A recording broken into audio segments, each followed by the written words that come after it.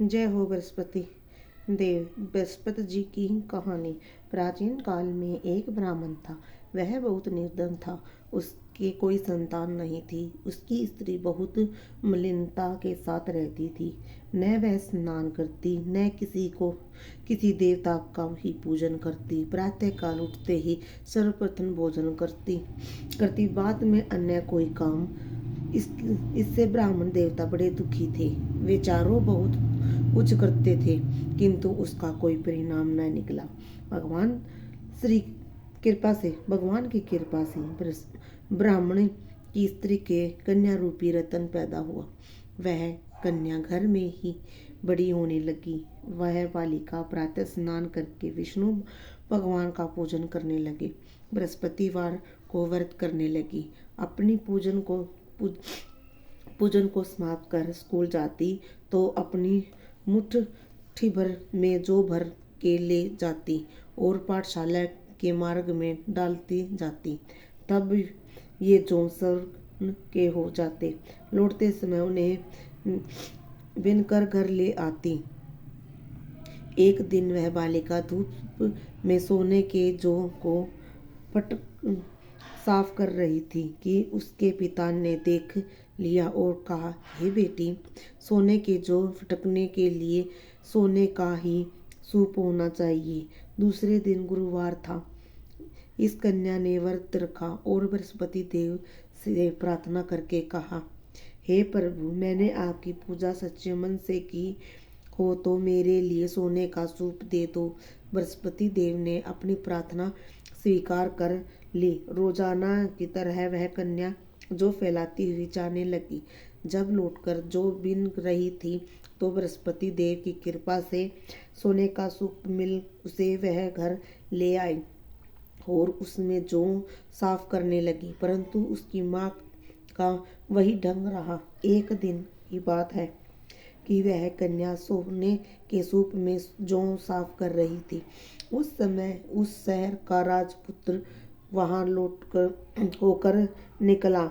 इस कन्या के रूप और कार्य को देखकर मोहित हो गया तथा उसने घर आकर भोजन तथा जल त्याग कर उदास लेट गया। राजा को जब इस बात का पता लगा तो अपने प्रधानमंत्रियों के साथ उसके पास गए और बोले, हे बेटा, तुम्हें किस बात का कष्ट है?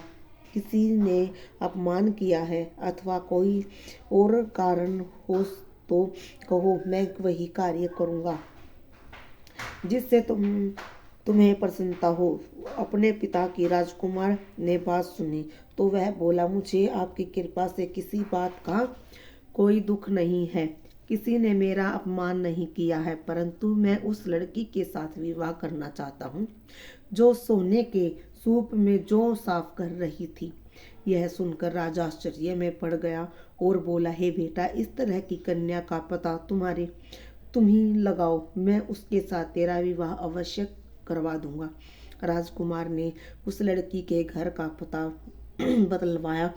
तब मंत्री उस लड़की के घर गए और ब्राह्मण देवता को सभी हाल बताया। ब्राह्मण देवता राजकुमार के साथ अपनी कन्या का विवाह करने के लिए तैयार हो गए तथा विधान के अनुसार ब्राह्मण की कन्या का विवाह राजकुमार के साथ हो गया। कन्या के घर से जाते ही पहले की भांति उस ब्राह्मण देवता के घर में गरीबी का निवास हो गया। अब भोजन के लिए अन्न भी बड़ी मुश्किल से मिलता था। एक दिन दुखी होकर ब्राह्मण देवता अपनी पुत्री के पास गई। बेटी ने पिता की दुखी अवस्था को देखा और अपनी माँ का हाल पूछा।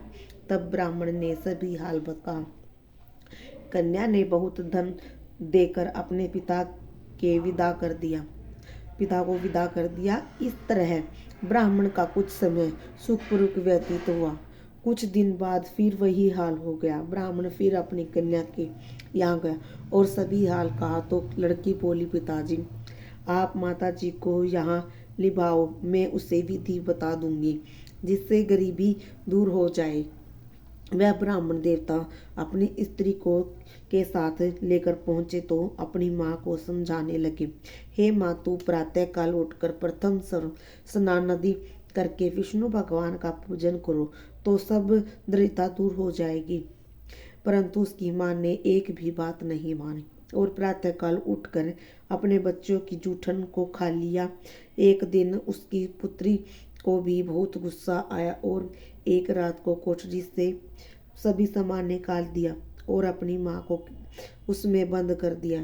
प्रातःकाल उसमें से निकला तथा स्नान करके पाठ करवाया तो उसकी माँ की बुद्धि ठीक हो गई और फिर प्रत्येक बृहस्पतिवार को व्रत रखने लगी। इस व्रत के प्रभाव से वह भी बहुत ही धनवान तथा पुत्रवती हो गई और बृहस्पति जी के प्रभाव से स्वर्ग को प्राप्त हुई तथा वह ब्राह्मण भी सुखपूर्वक इस लोक के से सुख भोग कर स्वर्ग को प्राप्त हुआ। इस तरह कहानी कहकर साधु देवता वहां से लोप हो गए। धीरे धीरे समय व्यतीत होने पर फिर वही बृहस्पतिवार का दिन आया। राजा जंगल से लकड़ी काटकर किसी शहर में बेचने गया। उसे उस दिन और दिन से अधिक पैसा मिला। राजा ने चना गुड़ आदि लाकर गुरुवार का व्रत किया। उस दिन से उसके भी क्लेश दूर हुए, परंतु वह दूसरे गुरुवार का दिन आया तो बृहस्पतिवार का व्रत करना भूल गया। इस कारण बृहस्पति भगवान नाराज हो गए। उस दिन उस नगर के राजा ने विशाल यज्ञ का आयोजन किया तथा शहर में यह घोषणा कर दी कि कोई भी मनुष्य अपने घर भोजन न बनवाए न आग जलावे। समस्त जनता मेरे यहाँ भोजन करने आए। इस अज्ञान को जो न मानेगा उसके लिए